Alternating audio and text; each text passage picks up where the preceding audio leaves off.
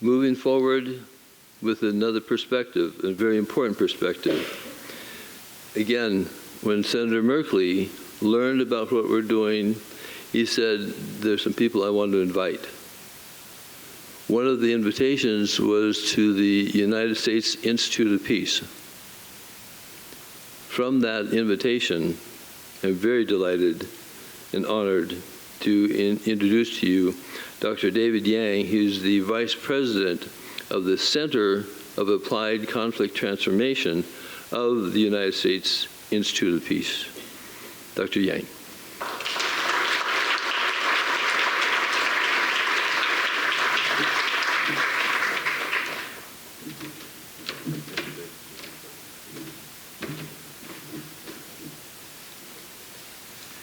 Good morning.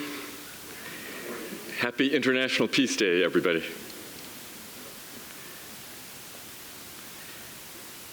I feel like looking out over this ballroom, I know all of you, and I'll tell you why. As David explained, Senator Merkley approached my organization about a month and a half ago. And I was lucky, as I'll explain in my speech, to win the Willy Wonka golden ticket to come here and represent my organization. And so I started up a phone conversation and email dialogue with Irene and David. And about a month ago, I wrote them and said, I would like to understand everything you can give me about the roots of the Ashland Cultural Peace Commission.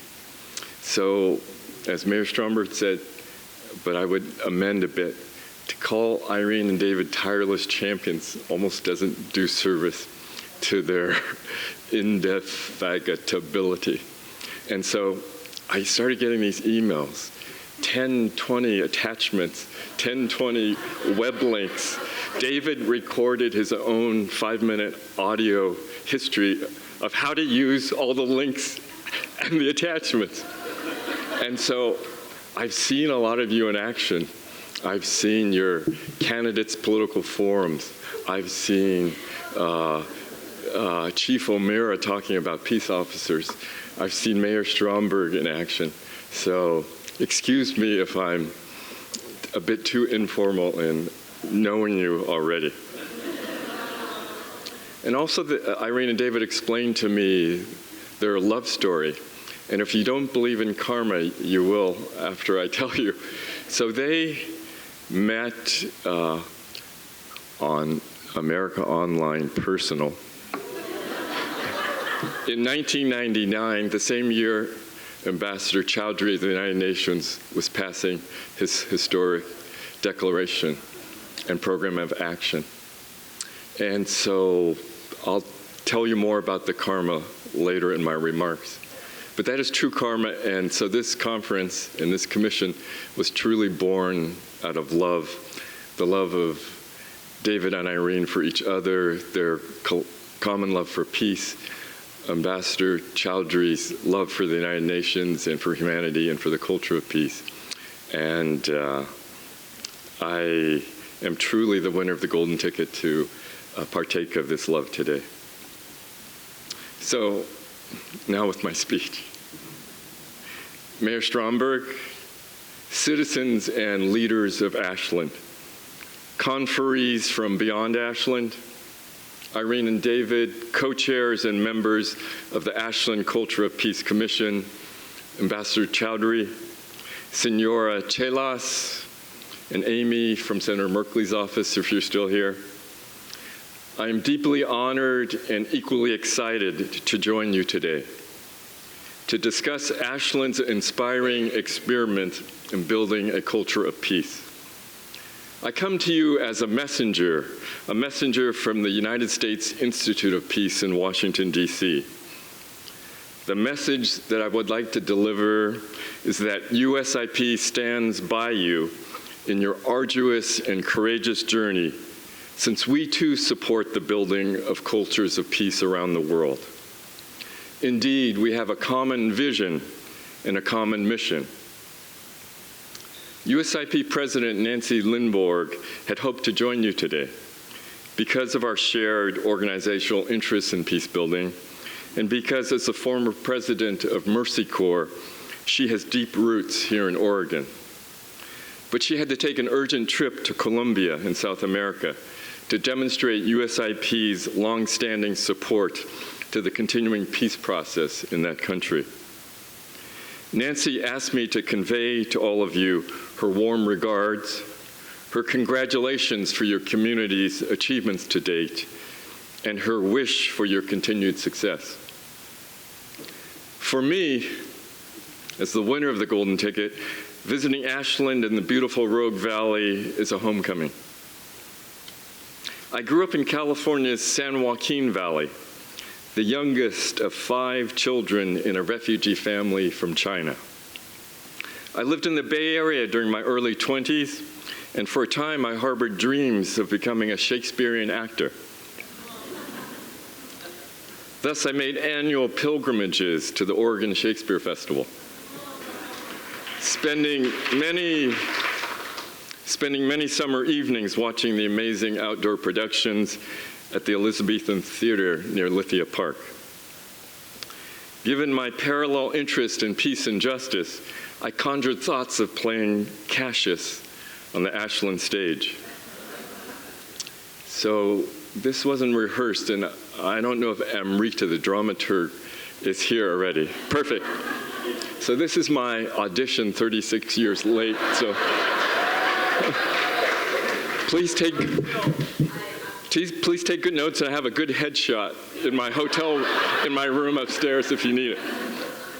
And this isn't rehearsed, but Finley, I'm going to ask you to play, I'm Cassius, you're Brutus. I have more words than you have one word. It's not yes, it's no. And when I ask you if you can see your face, you say no. Okay, got it. Amrita, you ready? Okay. Tell me, good Brutus, can you see your face? No. 'Tis just, and it is very much lamented, Brutus, that you have no such mirrors to turn your hidden worthiness into your eye, that you might see your shadow.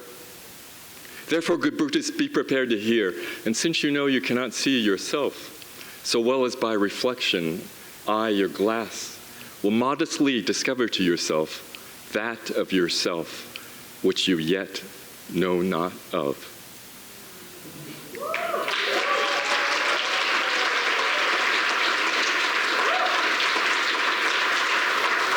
There's actually a point to that, but it'll come at the end.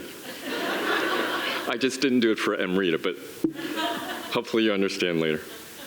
So alas, poor York, life with a capital L took me around a different bend.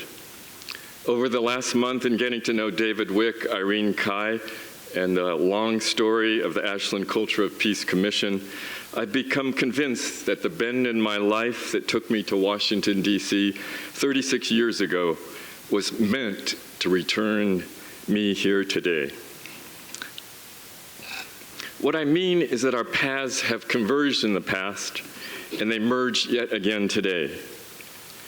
Irene Kai and I were both born in Hong Kong. She moved to New York Chinatown at the age of 15, as she said. She sought in art, painting, and writing a universal language by which she could make sense of her often harsh and bewildering immigrant experience. I moved from Hong Kong to Stockton, California as a baby, and growing up I faced similar challenges as an outsider.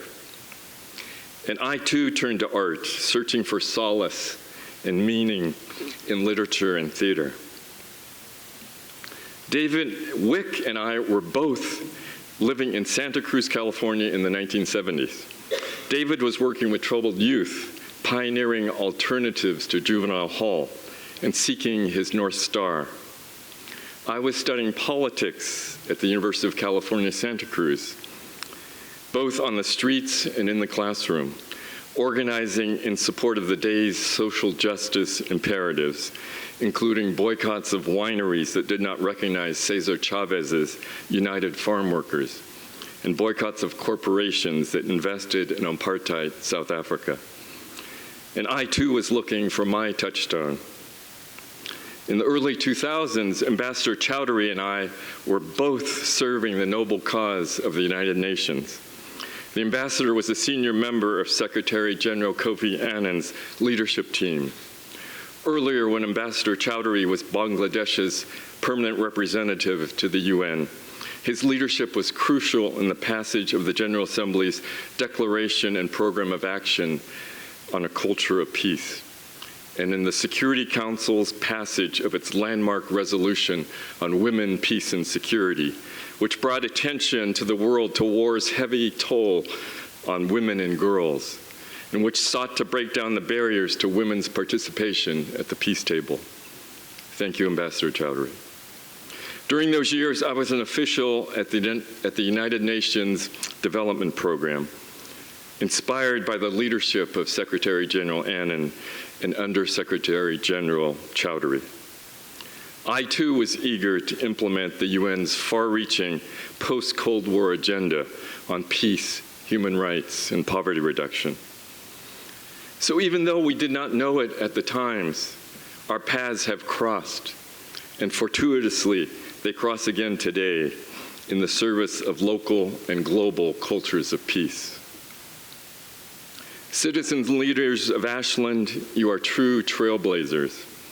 You are trying to foster the values, develop the practices, and build the institutions of peace.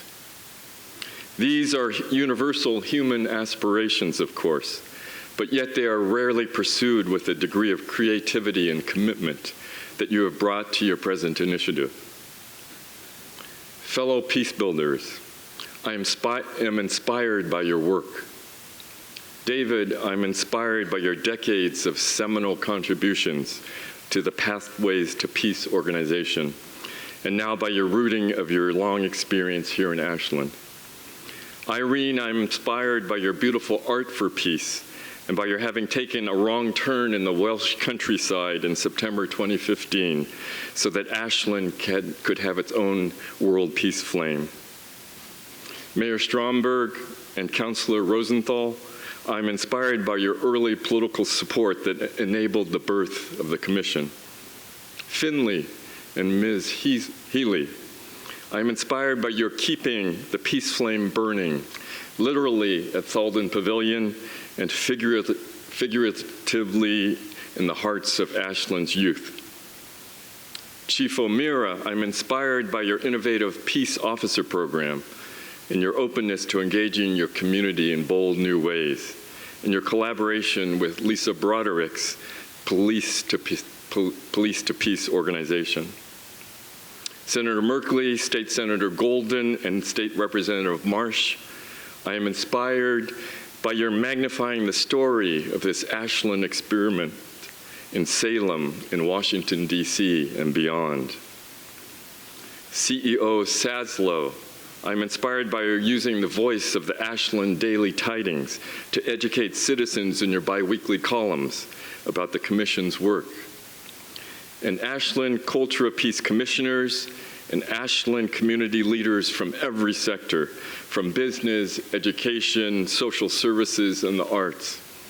I am inspired by all the work you've done together, including the peace ambassadors and their listening circles, the skills training on prejudice identification, the political candidates forums, the winter shelter, the membership in the International Cities of Peace movement, and on and on. Thanks to all of you for your inspiration, and thanks for bringing to life Ambassador Chowdhury's dream. The United States Institute of Peace is housed in a graceful building at the northwest corner of the National Mall in Washington, D.C.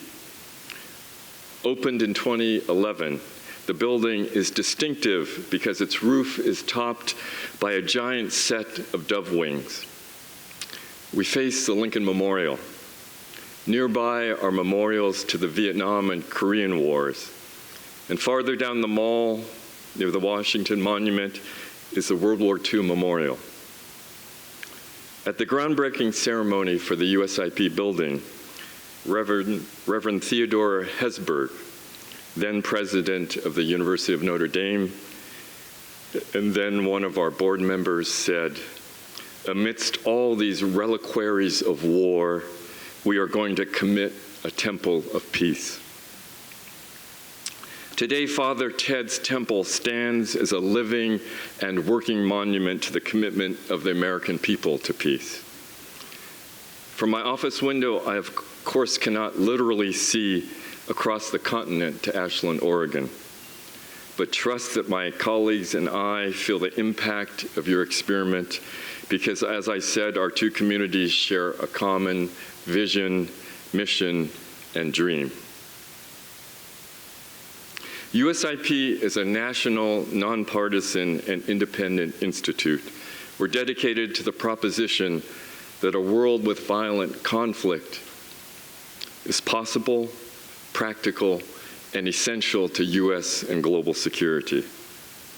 Thus, our vision is simply a world without violent conflict, and our mission is to prevent, mitigate, and resolve violent conflicts around the world. We do so by engaging directly in conflict zones, by linking analysis, training, and field programming, and by partnering with those working on the front lines for sustainable peace. In other words, we support the building of cultures of peace. Congress established USIP in 1984, following years of proposals for the creation of a National Peace Academy. Proposals notably from a nationwide grassroots movement, as well as from World War II combat veterans who had been elected to Congress. The congressional leaders prominently included your own Senator Mark Hatfield and Hawaii's Senator Spark Matsunaga. Senator Hatfield had commanded Navy landing craft on the beaches of Iwo Jima and Okinawa, and he had led the first American team to survey the destruction from the atomic bombing of Hiroshima. By the way, Senator Merkley, if you didn't know, began his career in public service as an intern in the office of Senator Hatfield. Senator Matsunaga had been twice wounded and awarded the Bronze Star in the war's North Africa and Italy campaigns.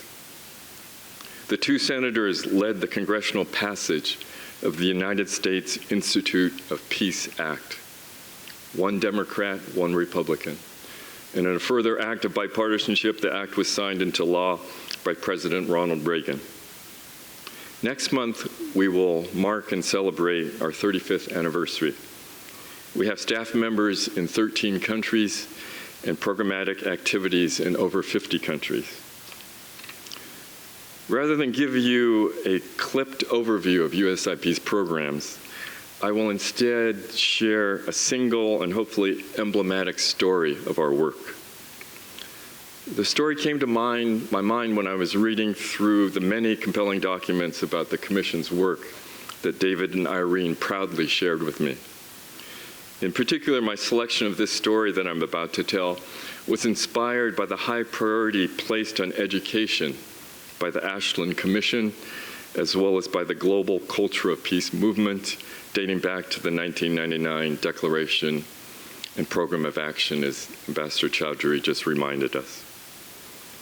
So in choosing the story, I was thinking of Finley and the next generation of his fellow flamekeepers at Ashland Middle School. I was thinking of Ms. Healey's leadership in their classroom.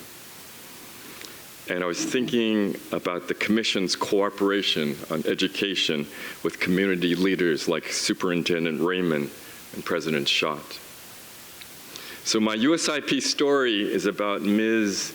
Audriana Combita, a 28-year-old Colombian youth leader.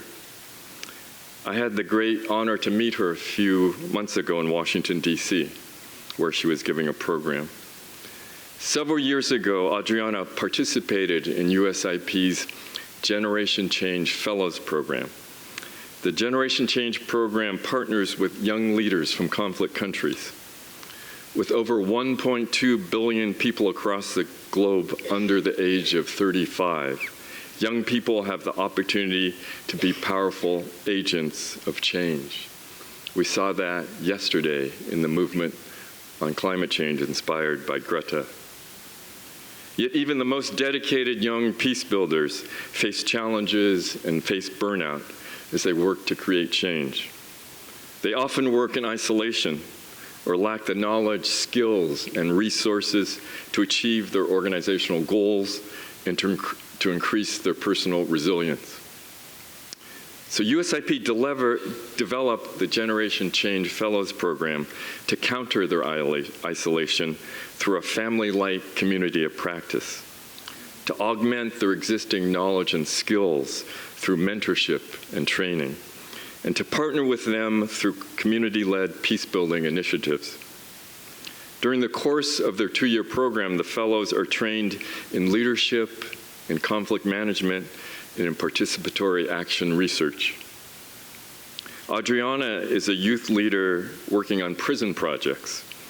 She works for the Fundación Acción Interna, which is the Internal Action Foundation, a Colombian-based NGO in Bogota. Before her Generation Change experience, Audriana, as a former business student in college, worked mostly with women prisoners to develop entrepreneurship skills so that they could earn a living after their release.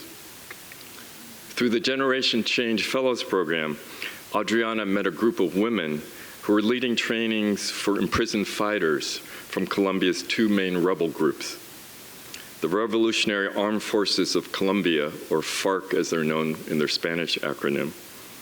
They're the larger group, and they signed a peace accord with the government in 2016. And the second group was a smaller insurgent group, the National Liberation Army, or ALN, which has yet to sign a peace treaty. Inspired by those women doing that training for the former rebels, and by her Generation Change experience, Audriana decided to change her focus. She decided to focus anew on conflict resolution and peace building. So the scene that I will now describe played out several years ago on the Puente Aranda military base in central Bogota. The prisoners will be arriving soon, and Audriana, like a young teacher preparing to greet a new class, is nervous. This is not the first time that she has led a peace-building training with soldiers convicted of war crimes. But today, these are senior officers, commanders with master's degrees, military officials who had lived abroad. As they enter the classroom one by one, some of the prisoners display a wary tension. Others slide into their seats and lean back, looking relaxed. These 16 men make small talk while scanning the room to see who actually shows up. 4 of them still wear military fatigues. The rest are dressed in civilian clothing, a sign that the military or national police had severed them from their service because of the severity of their crimes. Audriana, in the meantime, reviews her agenda and tapes diagrams on a whiteboard. The prisoners don't know what to expect, but they do know this. They know they volunteered to be here because before long, they will be given the option to tell their stories to a tribunal of magistrates established under the peace accords that ended over half a century of war between the FARC and the Colombian government. So this classroom is a place for them to learn how to tell their personal war stories. The tribunal, which could recommend reduced sentences for the prisoners in exchange for the complete truth, forms part of an innovative transitional justice system in Colombia, known as the Special Jurisdiction for Peace. Its mandate is to investigate and document serious violations of human rights and international humanitarian law. These crimes were committed during the Long War, and its further mandate is to prosecute, judge, and sanction the perpetrators of those crimes. The special jurisdiction is also responsible for presenting Colombian society with the truth of what happened in that conflict and for addressing the rights of victims. So the overarching aim of this transitional justice project and Audriana's support for it is to help Colombians to reweave their social fabric. Audriana will help the men reflect on their lives and how their actions in Colombia's war affected others. They will learn new strategies to engage people from different backgrounds and experiences through means other than violence. So back to our classroom. Audriana's direct but caring manner sets up an easy rapport with the prisoners. The military has given her program welcome access to its prisons. This, Audriana's first session with this new group, lasts well beyond its scheduled 2 hours. In one structured exercise, she asked the men to reflect on the positive and negative aspects of their lives. For 10 minutes, they silently draw rivers of their lives, el río de la vida, with positive and negative shorelines. Many of the men, who range in age from 18 to mid-50s, discuss their careers as a positive. Negatives include the armed conflict, the death of family members caused by it, and of course, their own imprisonment. Most talk about Dios Supremo, God Supreme, as an ally throughout their journeys, and their families as providing stability throughout their long sentences. The men say the peace process that ended the conflict and the approval of the special jurisdiction are also positives, that they hope will allow them to tell their truths and to feel some sense of relief by doing so. In other exercises that Audriana leads, the men talk about the incidents, people, and places that shape the trajectory of their lives, and they reflect on the experiences that landed them in prison. One of the ex-soldiers says, "I know that what we're doing and talking about today will help me in the future. I would have liked to have this type of training when I first here arrived in prison. It could have helped me understand my colleagues, to help ourselves be better, to understand myself better, and how I got here." As this initial session wraps up, another prisoner says, "Sometimes as men, we have a hard time reflecting on the past and being okay with crying and letting go, and allowing ourselves to know each other better and grow closer despite our circumstances here. What we're doing here is beautiful."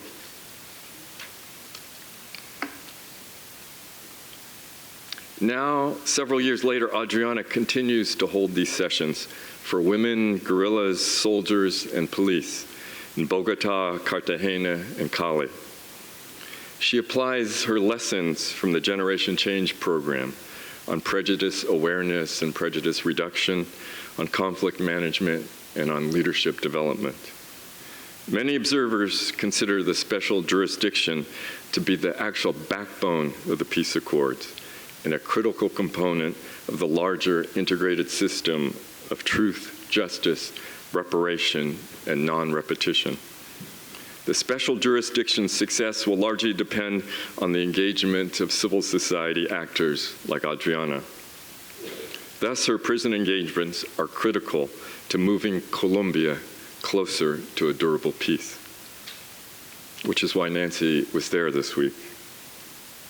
All of us at USIP are proud to support youth leaders like Audriana.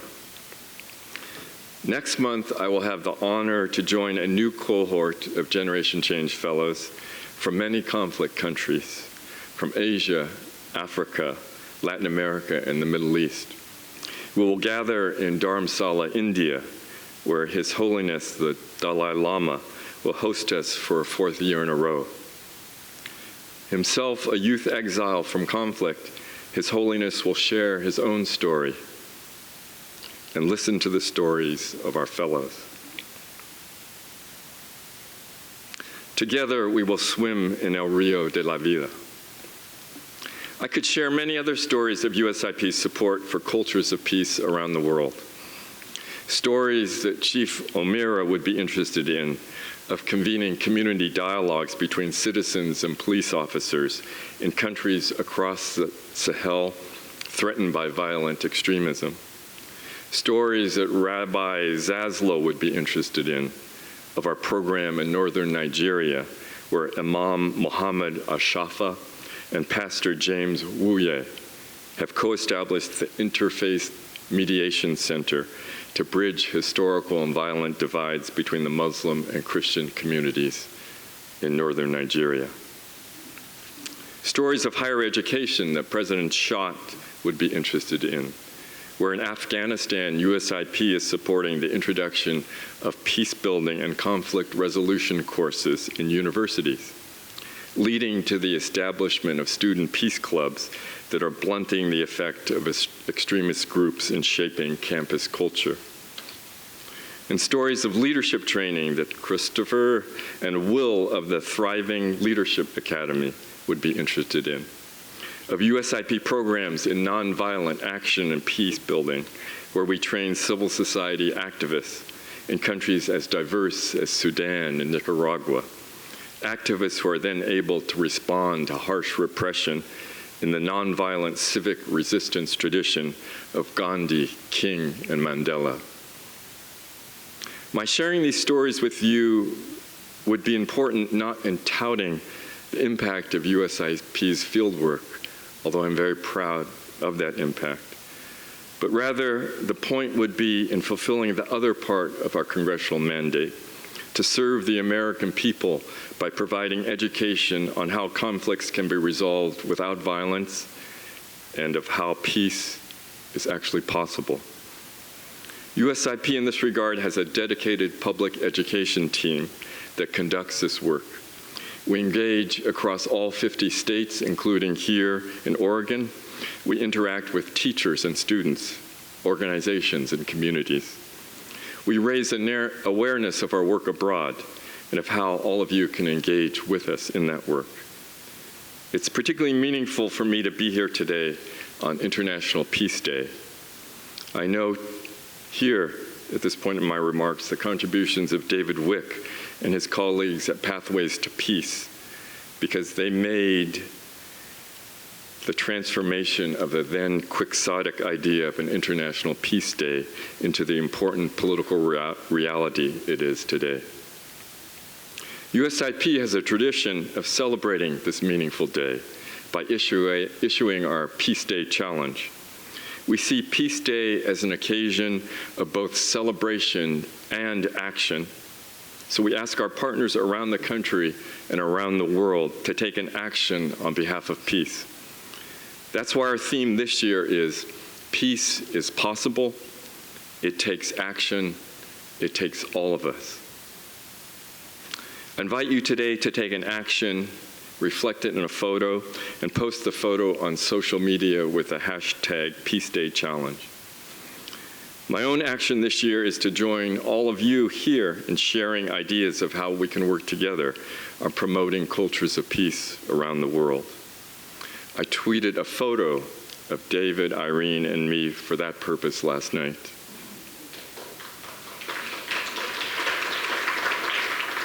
And I'm happy to report that I learned this morning that His Holiness in Dharamsala tweeted this message this morning. He tweeted, "It's our responsibility to work with vision, determination, and wisdom to create a happier, more peaceful world. We need to take action while respecting others and their needs, considering all 7 billion human beings alive today as belonging to one human family." At Peace Day Challenge. So come to think of it, I have been able to play Cassius on an Ashland stage after all. In joining you today, perhaps I've held up a mirror of USIP's work so that all of you Pathfinders in Ashland can see your local reflection in a new global light, that of yourself, which you yet know not of. As David, Irene, and Ambassador Chowdhury believe, cultures of peace are inherently a linked local global phenomenon. The one without the other would not be sustainable. The local informs the global, and the global informs the local, in a never-ending virtuous circle of peace. Peace is possible. It takes action. It takes all of us. You are the flame. I repeat, peace is possible. It takes action. It takes all of us. You are the flame. Now, in our best Ms. Healey voices, I ask you to join me. Peace is possible. Peace is possible. It takes action. It takes all of us. You are the flame. Our respective words come from the same language of peace. Our words have universal meaning. Our words have their own iambic pentameter that beats in the hearts of every human being.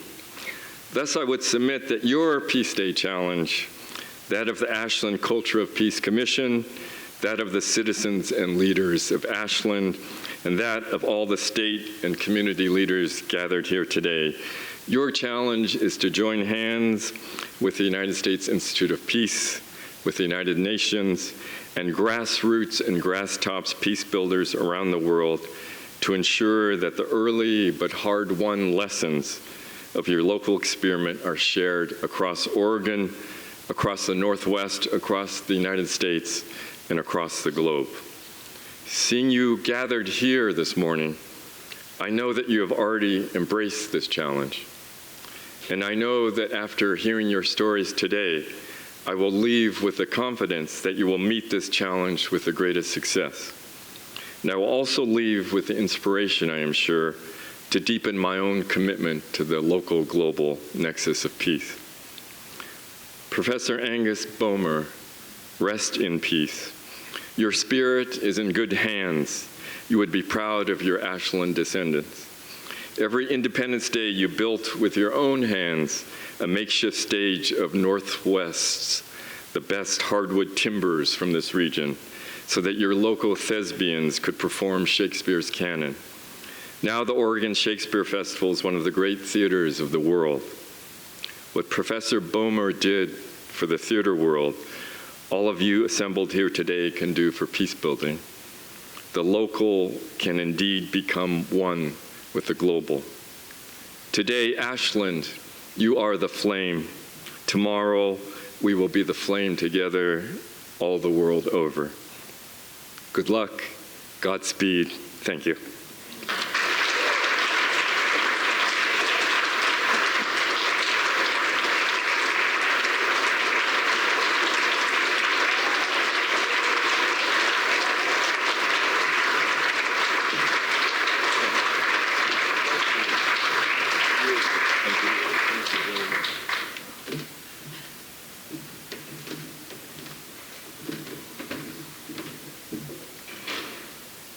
The International Day of Peace, there's a theme every year from the United Nations.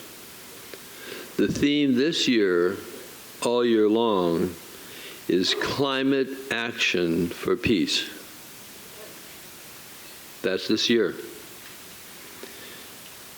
It is possible to achieve our goals, but we need decisions, political will, and transformational policies to allow us to still live in peace with our own climate. This is from the UN Secretary General Antonio Guterres. So that is a major theme, and that's also been a part of the Ashland Culture Peace Commission. It's being in harmonious relationships with each other in the natural world. Yesterday was a beautiful statement and step forward. The young people stepping out and saying, stop. We have to pay attention. This is serious business. It's just not business as usual. So along that line, I'm so happy and thrilled to introduce our flame keeper, who's become a picture of him, of Finley Taylor, has become the iconic picture of the flame keepers. Finley Taylor.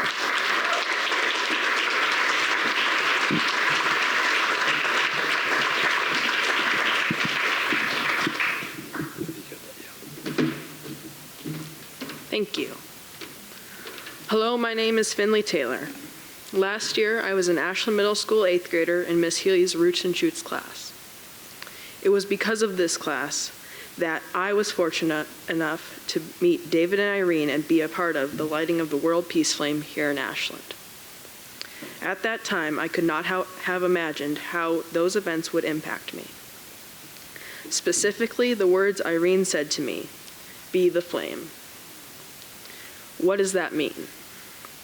Well, I continue to think about those words and would like to share with you some of my impressions, thoughts, and feelings on what I think it means to be the flame. When I met David and Irene last September, I honestly found it hard not to be inspired by their energy, dedication, passion, and journey to bring the World Peace Flame to Ashland. They spoke about how our participation, attitudes, and actions as young people can help lead us towards peace. Simple things like smiling, saying hello, or holding the door for someone can help cultivate peace. Simple things. David and Irene invited our class to attend the lighting ceremony at Thalden Pavilion, and Miss Healey volunteered our class to be the flame keepers for the Ashland World Peace Flame. We were all very excited. As flame keepers, we refilled the oil lamp with recycled biomass oil and dusted the lamp and chamber every Friday. My class rotated these duties, and I believe we all felt it was a great honor and took the responsibilities very seriously. From this, it wasn't just our participation as a class, but the whole school embraced the spread of peace through the creation and expression of various art projects displayed throughout the campus. Everyone wanted to help promote peace. After my Roots and Shoots class was over, I didn't have much involvement in the flame, as the class made up only a third of the entire school year. That was until my middle school team went on a field trip to the flame that spring. There, David and Irene were just as enthusiastic about the flame as they had been in September. Talking and listening to them, their passion for peace was still so strong and clear. They told me that peace begins with me. Peace begins with me. Peace does begin with me, but more importantly, it begins with an awareness for my whole generation to recognize opportunities and activities to help promote peace. An example of this was going to Fresh Start over the summer. Fresh Start is an orientation program offered by the high school and led by upperclassmen counselors. It was a 2-day retreat at Mount Ashland meant to help transition middle schoolers to high school. Really, it was 2 days of practicing and promoting peace. The counselors truly wanted to help us connect with our peers through various team-building activities. These activities centered around trust, listening, respecting, and valuing each and every person, and recognizing that everyone has something important to contribute. The counselors encouraged our participation and were genuinely curious about our viewpoints and concerns. To me, they were being the flame in the perfect way. I came away from Fresh Start feeling that I have a voice and that people want to hear that voice. I have been a freshman in the high school for a few weeks now, and I already feel thankful that because of my Fresh Start experience, an important sense of unity has been created for me, and I hope for all the other freshmen. I hope to continue to raise my awareness and educate myself and those around me through ideas, words, opportunities, and actions of kindness and peace. I hope to continue to gain leadership skills and tools from those around me to be a more effective change maker. So today, let's take steps to make peace not just a dream of the future, but a reality. I would like to invite each of you to come along with me and be the flame. Thank you.